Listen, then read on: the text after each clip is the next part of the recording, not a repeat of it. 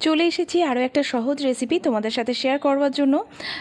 আজকে বানাবো pan bread, একদম সহজে মানে সহজ পদ্ধতিতে বানাবো। তো তার জন্য দেখো একটা বড় বোল নিয়ে নিয়েছি, আর যার মধ্যে নিয়ে নেবো ময়দা, সাথে স্বাদ মতো নুন নিয়েছি, একটু চিনি নিয়ে নিলাম, আর সাথে একটু ড্রাই ইস্ট। সব কিছু দেখো ভালো করে ময়দার সাথে মেখে নিয়েছি। নেওয়ার পরে এখানে আমি গরম দুধ একটু দিয়ে দিলাম এটার মধ্যে, আর সাথে পরিমাণ মতো জল।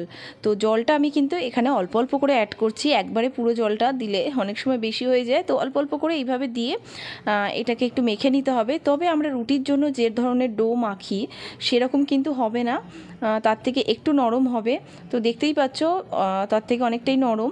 তো এখানে আমি তেল দিয়ে নিলাম যাতে হাতে না চিপকায়। তো দেওয়ার পরে এটাকে আমি ঢাকা দিয়ে মানে মেখে নিয়ে ঢাকা দিয়ে রেখে দেবো বেশ কিছুক্ষণ, মানে 2 থেকে 3 ঘন্টা, যাতে এটা একটু ফুলে ওঠে, যেহেতু ইস্ট দেওয়া আছে। আর ওটা রেখে দিলাম। আর এদিকে দেখো একটা ডিম নিয়ে আমি এখানে ফেটিয়ে নিচ্ছি একটা বাটির মধ্যে। আর এদিকে দেখো 2 থেকে 3 ঘন্টা, প্রায় 3 ঘন্টা বলা যেতে পারে, 3 ঘন্টা পর আমি এসেছি। তো এখানে ডোটা কিন্তু ফুলে উঠেছে। তো এটাকে আরও একবার আমি মেখে নিচ্ছি হালকা করে। নেওয়ার পরে কিন্তু হাতে একটু তেল লাগিয়ে নেব। নেওয়ার পর এখান থেকে কিছুটা পোর্শন আমি নিয়ে নেব। নেওয়ার পরে এখানে আমি একটু কিচেন স্ল্যাবের উপরেও কিন্তু আমি একটু তেল লাগিয়ে নিয়েছিলাম, নাহলে কিন্তু এটা আটকে যেতে পারে। তো নেওয়ার পরে দেখো এইভাবে ওই একটুখানি চ্যাপটা করে নিয়েছি ডোটাকে।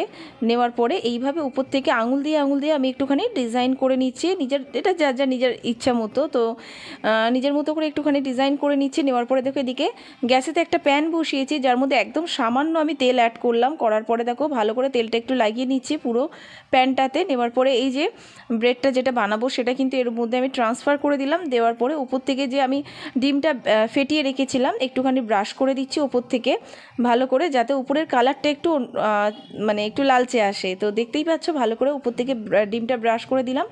আর দিয়ে দেবো একটু সাদা তেল, সেটাও আমি ভালো করে এর উপরে একটু ছড়িয়ে দিলাম। দেওয়ার পর এটা কিন্তু ঢাকা দিয়ে একদম লো ফ্লেমে রেখে দেবো।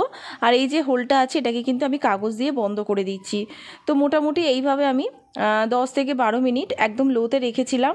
তো 10 থেকে 12 মিনিট পর এটাকে একটু উল্টে দেবো। একটা পিঠ হয়ে গেছে দেখতেই পাচ্ছ, আর অন্য দিকটাও কিন্তু এইভাবেই ঠিক বানিয়ে নেব।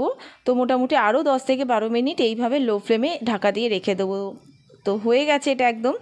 তো এটা এবার তুলে নেওয়ার সময়। তো যাই হোক, এরকম অনেক রেসিপি কিন্তু আমার চ্যানেলে আছে, অবশ্যই চেক আউট করে নিও। আর এই রেসিপিটা কেমন লাগলো জানাতে ভুলো না। ভালো থেকো, আবার দেখাবে নতুন রেসিপির সাথে।